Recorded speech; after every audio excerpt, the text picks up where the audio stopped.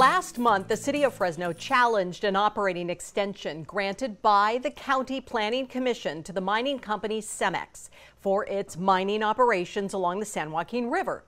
On this Wired Wednesday, we check in with GV Wire reporter Edward Smith to learn more about what this debate is all about. Edward, good morning.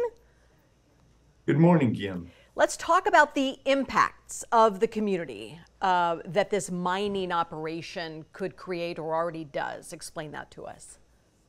Yeah, so if you've been around anywhere around Fresno, you've seen CEMEX products in anything. So you're talking about Chuck Chancey Park, the major highways, 41, 180, 168, a lot of river park. So you don't hear about it, you don't think about it that much, but a lot of these, the sand, gravel, and rocks that they're digging out of the San Joaquin River are going to end up in your roads and your potholes and your new construction projects. A lot of it's going to new homes right now. And why is that of concern?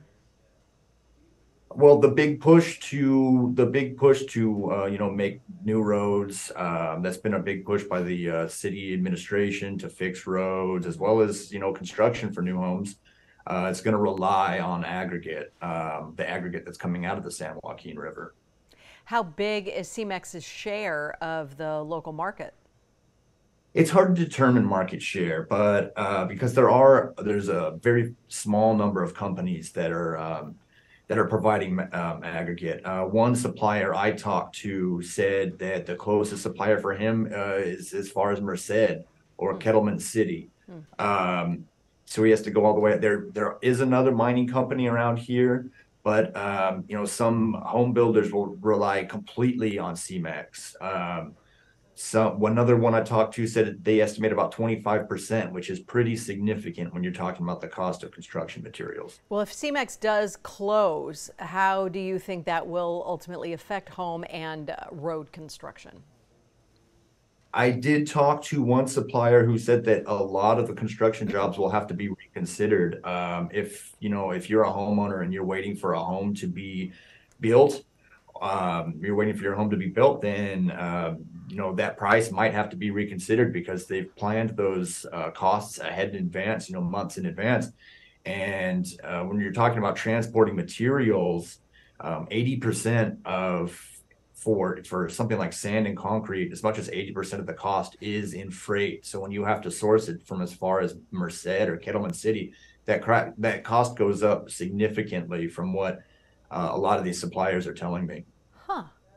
The permit expires for this company near the end of the month. So when will the Board of Supervisors weigh in so that we know what the future holds for this? From what I've heard, they're looking at hearing it July 18th, which gives them 10 days before the permit expires July 28th. All right. If I am in the process of starting to build a house right now, should I be concerned?